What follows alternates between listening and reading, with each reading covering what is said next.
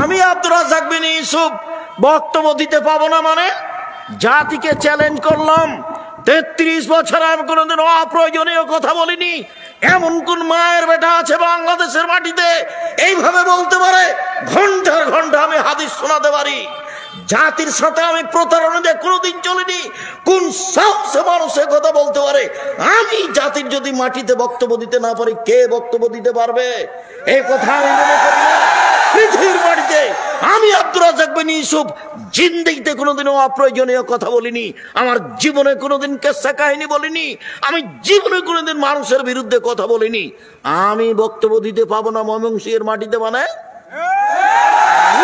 আমার বক্তব্য দিয়ে বক্তব্য শুরু হয়ে দেশের মাটিতে, তারপরে অন্যজন কেউ পাবে, অন্যথায় অন্যজন এইভাবে বলবে। তারপরে যারা কিছু করেছেন আপনাকে আমি ক্ষমার দৃষ্টিতে বলতে চাই, ওই পথ বাদ দেন, ভালো পথে ফিরে আসেন। আর আপনি মনে রাখেন, শেষ ফলাফল শূন্য।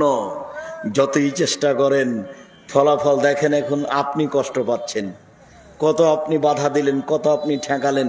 হাজার হাজার মানুষ, লাখ লাখ মানুষ জমা চতুর্দিক থেকে পুরুষ নারী। এখন কি করবেন আপনি? এই জন্য হঠাৎ করে এসব কাজে হাত দিতে হয় না। ফায়সালা কোথায় আছে? উপরে আছে। এইটা বিশ্বাস করে চলতে হয়। আমি তো সেদিন প্রতিশোধ নিনি যেদিন আপনি 20টা মোটরসাইকেলের কথা বলেছিলেন। যেদিন আমি মসজিদ থেকে অপমান হয়ে চলে গেলাম, সেদিন তো আমি কিছু বলা প্রয়োজন মনে করিনি, আজও প্রয়োজন মনে করি না। যারা তোমরা এই পথে চলছো, সেই পথ থেকে ফিরে আসো। মানুষকে ভালোবাসতে শিখো। হিন্দু হোক, মুসলমান হোক, বৌদ্ধ হোক, খ্রিস্টান হোক, সদাচরণ দিতে শিখো।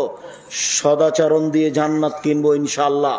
মানুষের বদনাম করে, মানুষের বিরোধিতা করে, মানুষের চোখে খারাপ হয়ে দুনিয়া থেকে যেতে রাজি নই। মানুষের চোখে খারাপ হয়ে দুনিয়া থেকে যেতে রাজি নই, এটার প্রয়োজন নেই।